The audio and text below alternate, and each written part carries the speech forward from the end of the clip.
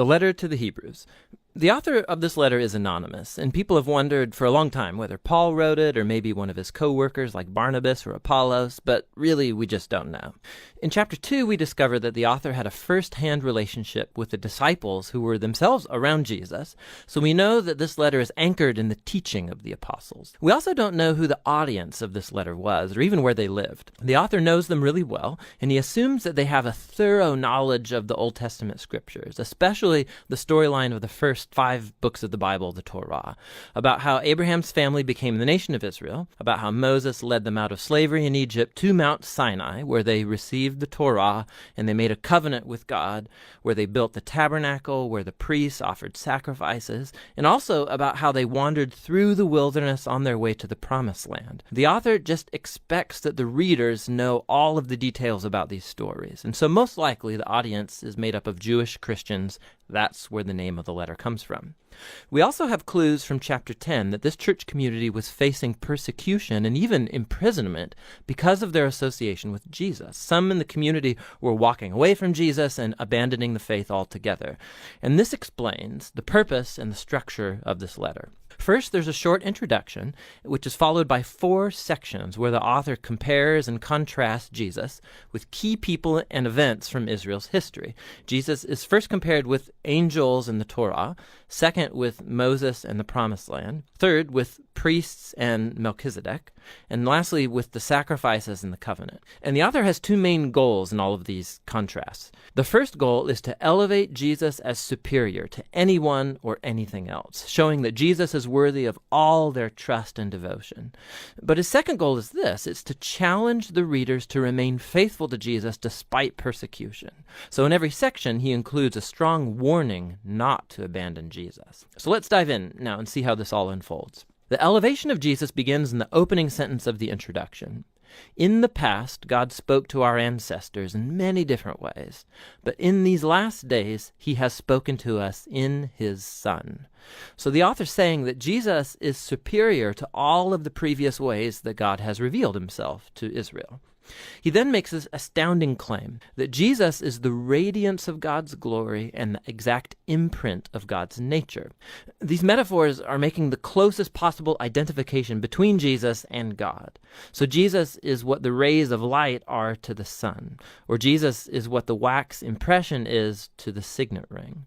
For this author, there is no God apart from Jesus. Jesus is God become human as the Son. And it's this elevated view of Jesus that's then explored throughout the rest of the letter.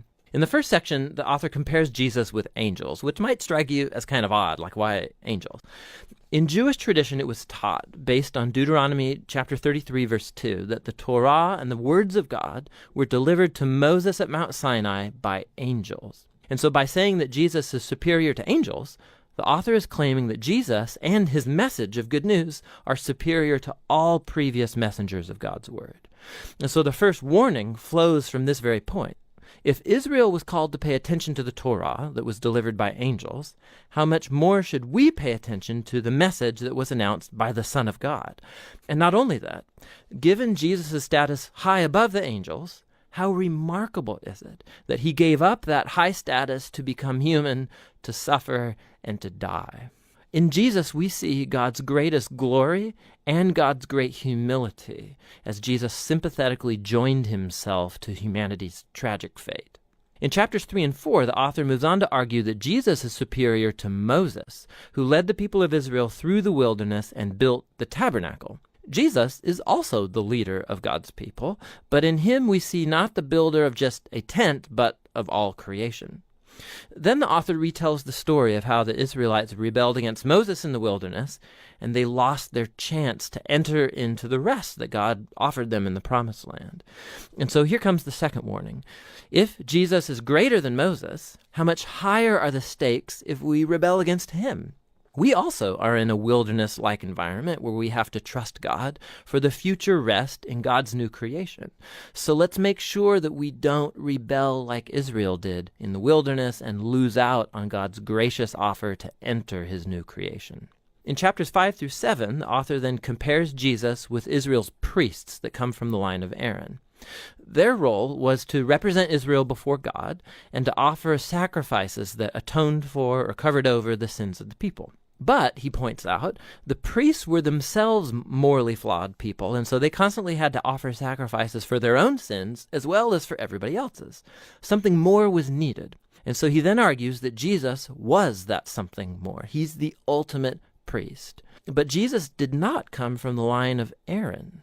Rather, Jesus was a priest in the order of Melchizedek, that mysterious priest king from ancient Jerusalem, and he appears in the stories about Abraham. We also find in Psalm 110 that the Messianic king from the line of David will be a priest in the order of Melchizedek. So the author's whole point is this. Jesus is the ultimate priest king. He's morally flawless, he's eternally available for his people, and so he's superior to any other mediator between God and humans. And thus comes his warning in this section. To reject Jesus is to reject one's best and only chance to be fully reconciled to God, so don't do that. Which transitions us into the last comparison in chapters 8 through 10. The author shows how Jesus' death on the cross was the ultimate sacrifice, superior to all the animal sacrifices offered in the temple. Those sacrifices had to be offered constantly, both daily but also yearly on the Day of Atonement. Jesus offered his life once and for all, and it was sufficient to cover the sins of the whole world. And so the author warns the audience from walking away from Jesus. It's like turning your back on a gracious offer of God's forgiveness. Why would you do that?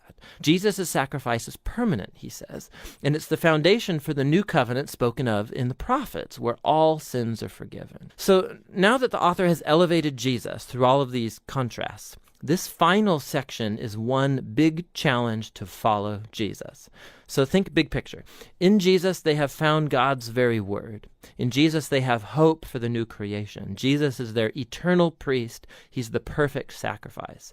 And so now they should follow all the great models of faith found throughout the story of the scriptures, and they should remain faithful to Jesus, trusting that despite whatever hardship and persecution, God will not abandon his people. That's the basic flow of thought throughout the letter, which the author calls right here at the very end a brief word of exhortation. Here's a couple of extra tips for reading this letter. Whenever the author quotes from the Old Testament scriptures, which is like every other sentence, stop and go look up the reference and read that quotation in its original context. And sometimes you'll be puzzled, but more often you'll see all kinds of extra cool connections that you would never notice otherwise. It's totally worth the effort. You should also just know that these warning passages, they're going to make you uncomfortable, and that's kind of the point. They're not there to make you afraid. They're there to show you that rejecting Jesus is foolish because he's so awesome. These warnings all serve the larger purpose of the letter, to show that Jesus is the ultimate revelation of God's love and mercy.